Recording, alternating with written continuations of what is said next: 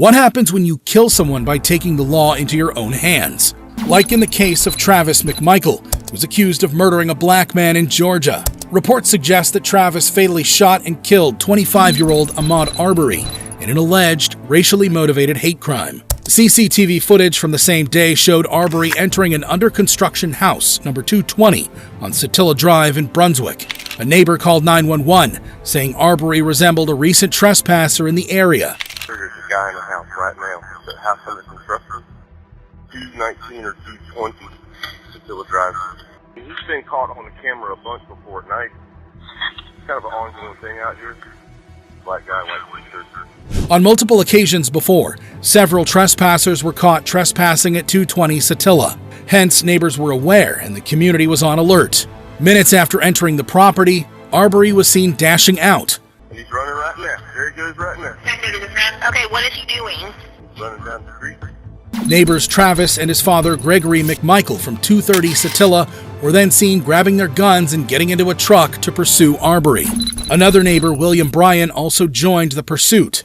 Police soon received a 911 call from Gregory, saying they were chasing a black male, but the call got disconnected after a commotion. 911, what's the address of your emergency? I'm out here at Satilla Shores. There's a black male running down the street. Satilla, where at Satilla Shores? I don't know what street we're on. Stop right there! Stop! Travis! Sir, hello, sir. Sir, where you at? Hello? When police arrived at the scene, Arbery was seen lying in a pool of blood, while Gregory tried to comfort his son, Travis. Choice. 136, go ahead and start this way, please. All three suspects gave statements to the police. Gregory said they were trying to make a citizen's arrest of Arbery. We see him come around the corner. He's going down here. We pull up beside him. Hey, stop. We want to talk to you. And he just keeps on running. So the guy, he's looking dead at us, he's like, from me to you. And he turns and he runs.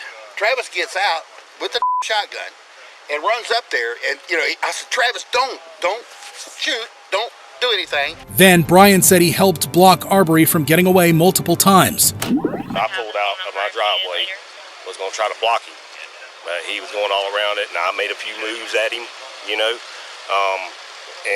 he didn't stop. And finally, Travis, who had pulled the trigger, said he shot Arbery in self-defense. We caught him the other day, and Dad was outside, saw him running by, and the neighbors pointing and everything. So saw who running by? Him.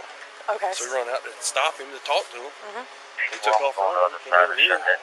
Stopped. He come out of the truck running at us. I told him stop till he hit me. I had nothing to do. There's nothing else I can do.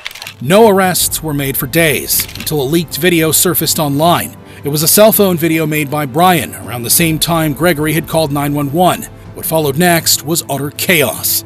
In the video, Arbery is seen fleeing from his pursuers, but Travis and Gregory's truck intercepted him. A scuffle followed, which ended up with Arbery getting shot by Travis and slumping to the ground. Both Travis and Gregory were arrested for the murder of Ahmaud Arbery. Bryan, too, was arrested soon after. All three were charged with felony murder, aggravated assault, and false imprisonment. In court, Travis testified that his initial intention was to monitor Arbery's movements. Wasn't it your intention to go around the block and cut him off and find him over on the other side? To head him off and to see where he's located. That was my intention, yes, ma'am. All right. But you could have stopped right there and not done anything, right?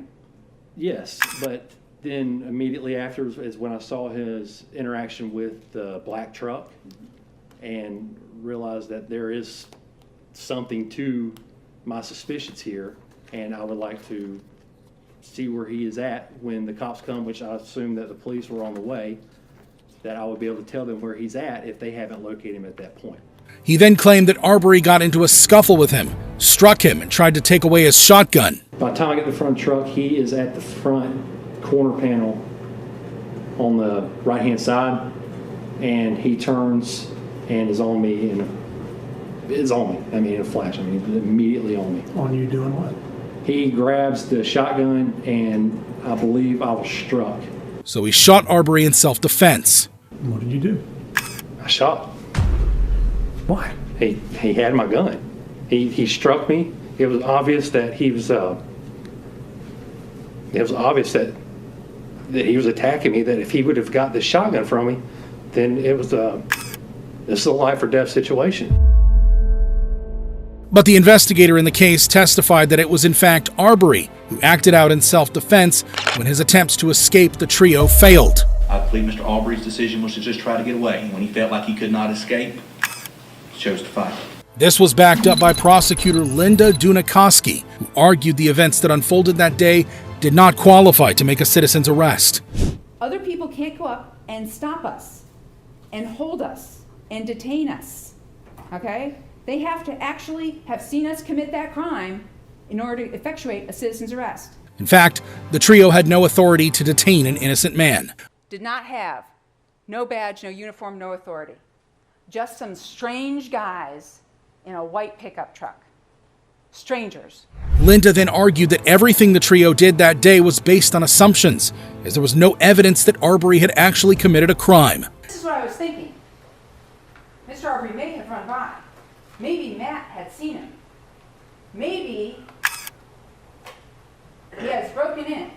Maybe Larry English is over at 220. I don't know. Maybe Ahmaud Arbery was caught. Maybe Ahmaud Arbery is running from the police. This was backed up by the investigator, who said Gregory had previously testified to police that they were chasing Arbery only based on a hunch. He makes admissions to seeing Mr. Arbery running down the roadway. His statement to the effect is he didn't know Mr. Arbery had stolen anything or not, but he had a gut feeling that Mr. Arbery may have been responsible for thefts that were in the neighborhood. Linda then claimed the trio had drawn conclusions that day based on their racist mentality. But he assumed the worst. He must have committed some crime. What's your emergency? There's a black man running down the street. In fact, the investigation of the case had revealed that Travis was a well-known racist. He makes the comment that would only be better if they'd have blown that effing N-words, or they'd blown that N-words head off. He made the statement that he loved his job because he was out on a boat and there weren't any N-words anywhere.